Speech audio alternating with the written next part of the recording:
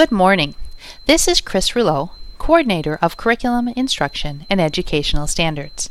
On behalf of the entire Division of Leadership, Teaching, and Learning, I welcome you to this morning's curriculum workshop. We hope you have had a productive and inspiring week with your colleagues and are energized about opening school with students next week. This morning's curriculum workshops are all focused on student learning, and in the next 15 minutes, I'll be discussing the important connection between student learning and our grading and reporting efforts. Whether you have been in our district for many years, or you are one of the nearly 100 new licensed staff members we have just welcomed to our sites, you are familiar with our mission: to inspire and prepare all students with the confidence, courage, and competence to achieve their dreams, contribute to community, and engage in a lifetime of learning. Our mission influences everything we do, and it compels us to do whatever it takes to support each student in our schools to achieve their dreams, contribute to community, and engage in a lifetime of learning. Our mission directs us to prepare all students, and in our strategic plan, we are called to identify and overcome all obstacles. One of those obstacles has been a grading and reporting system that was not aligned with the rest of the way we do business. We have standards-based curriculum and instruction. We have standards-based assessments, and our students must show proficiency on standards to graduate from high school. Now we are adding standards-based grading and reporting that is focused on student learning and more accurately communicates to parents, students, and school staff what students know, understand, and can do. Our superintendent, Kate McGuire, reminded us in her message on Tuesday that we cannot rest until all of our children achieve at high levels, and that this work is challenging. However, we know it is the right thing to do, and it's so important to our system, to our students, that it is one of our strategic priorities for 2011-12. The outcomes for this morning's presentation are for you to understand the 7 grading and reporting benchmarks to be implemented in 2011-12 and to know about the support you will have available in the coming year. Standards-based grading and reporting is about student learning. Everything we do should make the grades we give more meaningful, accurate, consistent, and supportive of student learning. Until now, we haven't had any system-wide expectations for grading and reporting, other than an expectation that we assign grades at the end of the trimester. We are now beginning the first of 3 years of our standards-based grading implementation. During the next 3 years, we will learn together how to better assess and report student learning in a way that meets these 4 criteria, and each year we will get better. We know there are plenty of you who are already using a standards-based system, and we know that this will be new to many of you as well.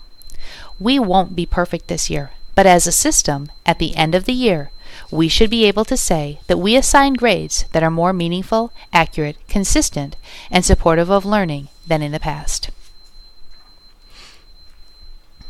In a moment, I'm going to review the expectations for this year. But first, there are a few things we need to get out of the way because I want to be sure you have accurate information. First, we are still giving letter grades in our secondary schools. It's true that we have developed a 4-point rubric, but that's for our elementaries, not our secondaries. You will still give grades as you always have. Next, no reporting standards are expected for you for this year. Identifying reporting standards for each course in grades 7 through 12 is one of our highest priorities, and we'll get those into the gradebook for next year.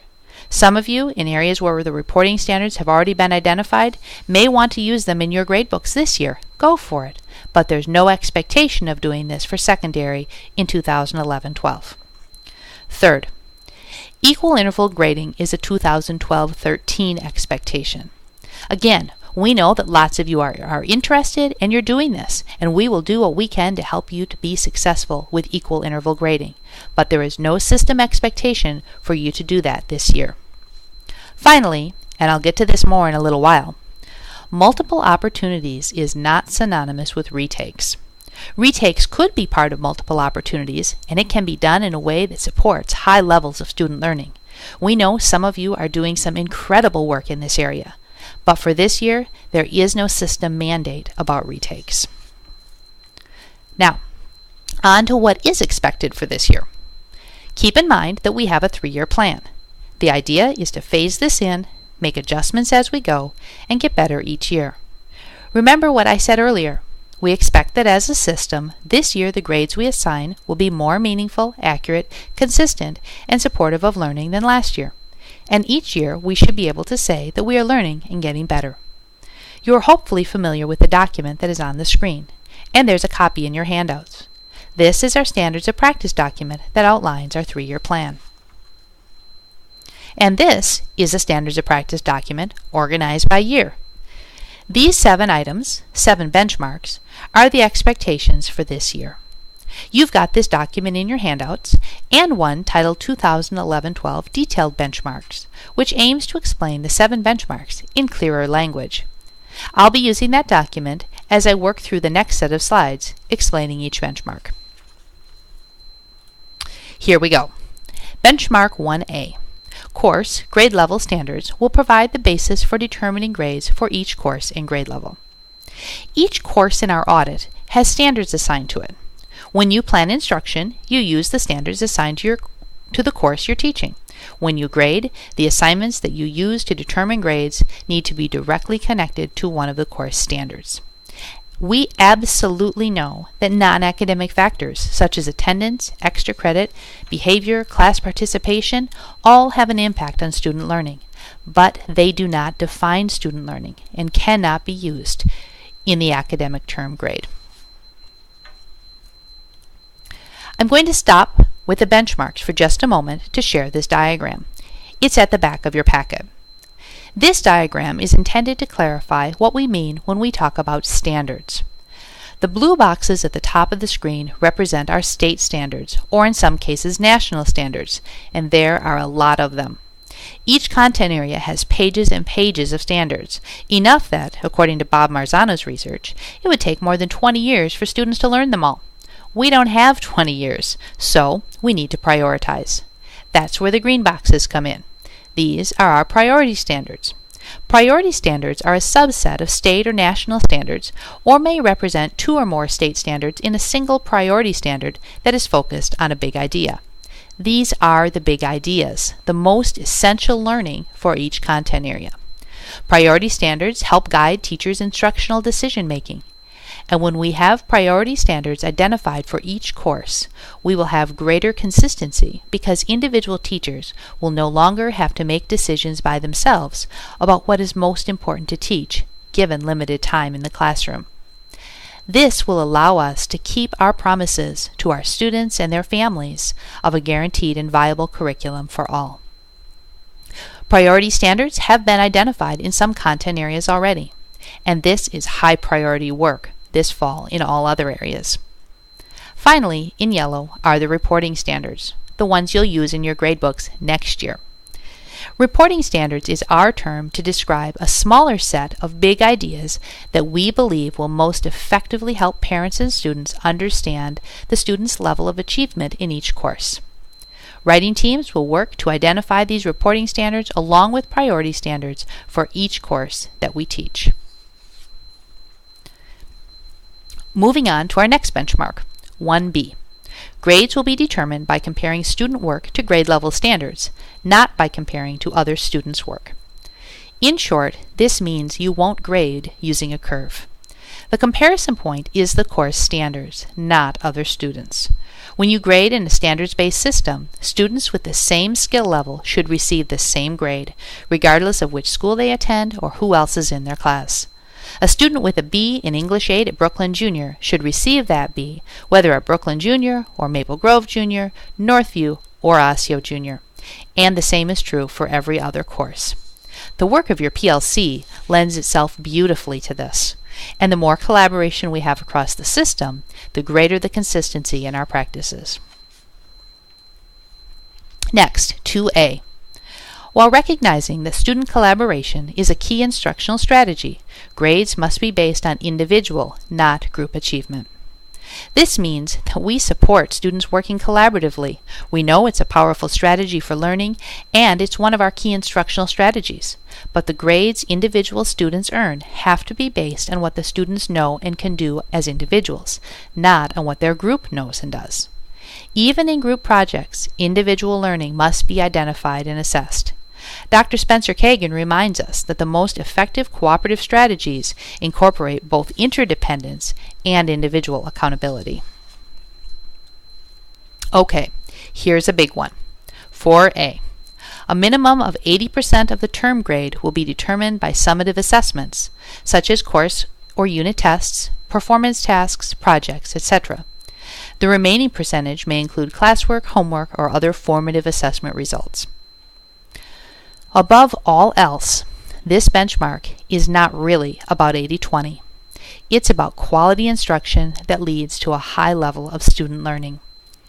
We have to put the days of I taught it behind us and focus on students learned it. The key is that kids have had a chance to learn, practice, and practice some more before completing a summative assessment. And remember, these assessments are not limited to paper-pencil tests. Kate talked about our mission recognizing that students show what they know in many different ways. We need to give them chances to do that. Summative work might include projects, presentations, performance assessments, quizzes, and other creative ways that allow students to shine and show their attainment of standards. Another way of thinking about summative assessment is as a measure of academic achievement. Because these assessments are completed after a student has had the opportunity to learn, they are the great majority of a grade. Formative or practice assessment occurs throughout the learning and is used to guide instruction and plan next steps. Again, this work can take a variety of formats. Because formative assessments are academic practice, done before a student has completed the learning, they represent a smaller part of the grade and should be no more than 20% of the final term grade. But maybe, perhaps should be, much greater in number than the summatives. Again, it's about supporting student learning so that when students get to the summative, they are ready to show what they know. 4B. Teacher professional judgment plays an important role in the grading process, including the responsibility to override computer-calculated grades when there is evidence that the calculated grade does not accurately represent the student's attainment of the standards. The grade a student receives should accurately reflect what he or she knows at the end of the trimester. If the computer calculations, typically averages, result in grades that don't match what a teacher knows about the student's attainment of the standards, the teacher has a professional responsibility and a right to adjust the trimester grade to make it more accurate. The big idea here is that we want a student's term grade to match what you know they know. 4C. Students will be provided with multiple opportunities and multiple modalities within reasonable time limitations to show what they know and understand. Okay, here's where the whole retake issue has caused us some consternation. As I said earlier, this benchmark does not mandate retakes, but it has been interpreted that way. Retakes are one strategies teachers may use to give kids more than one chance to show what they know, but there are other ways too. What we want to be sure of is that we have enough evidence to determine an accurate grade. To do that, students should have multiple opportunities and be assessed using multiple methods. They may have several different formative or practice activities that assess their progress on each standard, and then complete a summative assessment that assesses their achievement on the standard. This constitutes multiple assessments. For these multiple assessments, one might be a quiz, one might be a short essay, a short speech, a poster, or a problem set, and the summative may be a test. This constitutes multiple modalities. Again, while some teachers in our system are offering retakes after students have completed additional academic practice, as a strategy to provide multiple chances for students to show what they know, this benchmark does not state that retakes are required. It does state that we need to give kids more than one chance and more than one way to prepare for the summative. 5A. Teachers will ensure that students understand in advance how their grades will be determined. This simply means that students need to understand not only the learning targets and standards they are working on, but also the marks they receive. We want to be sure our students are not surprised by their grades at the end of the term. There should be no mysteries for any of us. And that's it. 7 benchmarks for 2011-12. Important and all about student learning. And the good news is you're not on your own. For starters, we're working on a comprehensive communication plan so you don't have to do all the explaining to parents about all of this. We have a piece that will go out to secondary families next week to coincide with information you share with students in the first days of school. We sent a flyer out already, and that's in your packet. We are listening to our teachers, principals, and parents as they provide valuable feedback about the kind of information that is most needed and the appropriate timing for that information. You've asked for communication to go to parents before fall conferences. You'll have that and more as the year continues.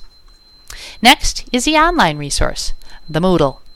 You can access this from the district website, and you can enroll with the extremely secretive and tricky enrollment key, CIES. On the Moodle, you'll find resources to support you in this grading and reporting journey.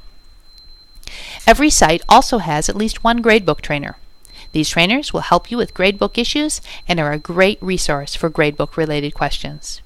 Finally, we will have continued staff development offerings in a variety of formats. We are here to support you. In fact, this work is so important that not only is it a strategic priority for the system, but it is the priority work of the curriculum department for 2011-12. This has been a lot of information in a short time. Hopefully most of it is familiar and you've gained some greater clarity about both the system expectations for this year and the support you'll have as you work through the challenges that we all know we'll have. In the next few days, you'll receive a survey link requesting your feedback and questions. We'll get back to you with responses to the most frequently asked questions, and if you'd like a personal response, you'll have an option to include your name so we can respond. We are just as invested as you are in the success of our students and improving learning with standards-based grading. Our mission is for all students. That's what we've all signed up for. Again, on behalf of DLTL, welcome to the new year. We are here to support you in this most important work.